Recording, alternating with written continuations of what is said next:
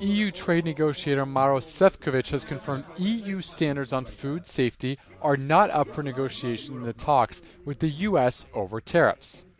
The EU and US are locked in talks due to expire in early July after US President Donald Trump issued a 90-day window to negotiate.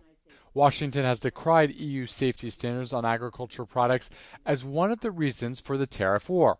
I think we've been quite clear that we clearly would preserve our regulatory autonomy. And if I follow a little bit the discussion in the United States of America, I mean, there is also lots of talk about, having healthier food, what should be, the composition of the food processing and so on and so forth. And I think we already had this discussion in Europe, and we are very proud of our health and safety standards. If it comes to food, if it comes to agri-food production, we are going clearly to stick to them.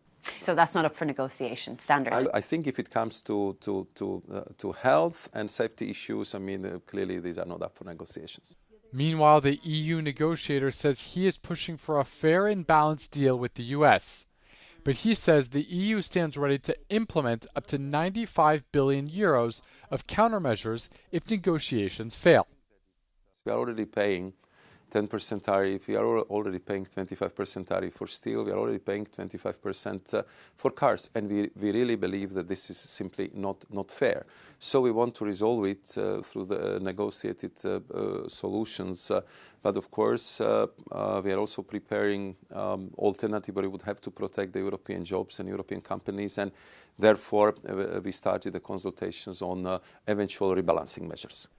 A new series of U.S. products could be targeted for potential EU tariffs, including aerospace champion Boeing or alcohol products like bourbon. You can listen to the full interview on the Europe Conversation this Friday.